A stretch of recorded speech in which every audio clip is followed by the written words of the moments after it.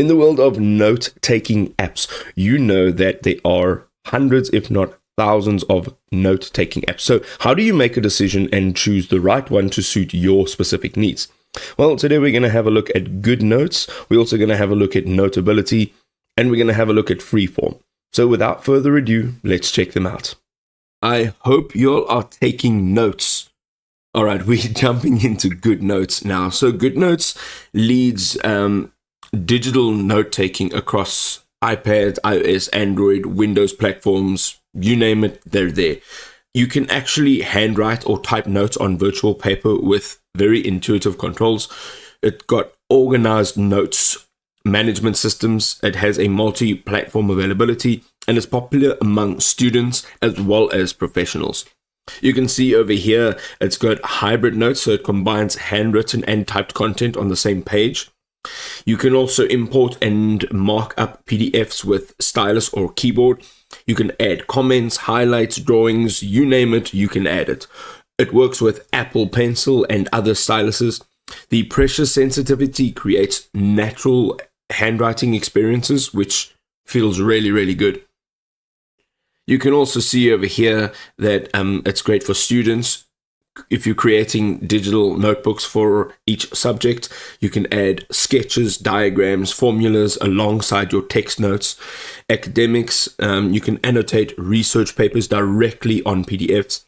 You can organize references with custom folders and tags, and you can use templates for journals, project planning, daily logs, and habit tracking systems. It is amazing.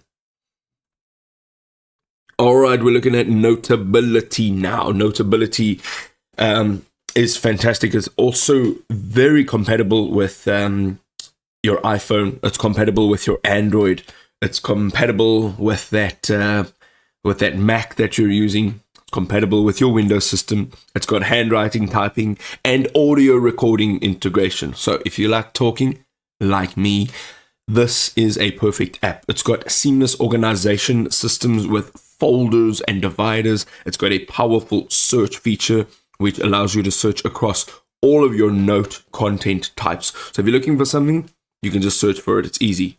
The next thing that we're going to have a look at here is their audio sync. So you can actually record audio that syncs with your written notes. You can tap any part of your notes to hear what was said. Awesome. It has markup PDFs and image with precision tools, and you can use highlighters, pens, and text boxes. You can also choose from a diverse pen set style. It's got paper templates and a whole bunch of colors. You can create ideal note-taking environments just for you. You can customize it. You can also see over here, it's got lecture capture, so students can record lectures while taking notes. You can review it by tapping the notes to hear specific explanations. Researchers can annotate PDFs with notes and voice memos. You can organize findings by subject or by project. And artists and designers can integrate sketches, handwriting, images, and whatever else you want. You can build visual project notes and concepts all in one place. You can use your hand, you can type it out, you can say it. It's amazing. Freeform is Apple's collaborative digital canvas app. It was launched in December 2022 and it offers flexible space for brainstorming and creativity. Let us get into their features in a deeper level. So they have real-time collaboration, which means you can work with up to 100 collaborators simultaneously. You can experience real-time editing and syncing across all of your devices and theirs. This seamless sharing is made easy via messengers or even email. It is an instant communication tool and it is possible through FaceTime integration as well. Having a look at their file support over here, they support photos, videos, documents, PDFs, more than 700 shapes. And you can really do pretty much anything over here with your diagrams. You can scan documents directly into the board for convenience, and you can preview files without even leaving your canvas. One or two of their drawbacks, however, their limitations, is their export options. It is limited only to PDF on your iPad.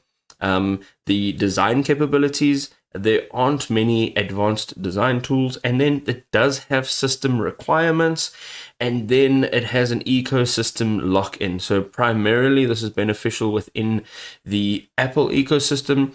If you're not using Apple, this is not a possibility.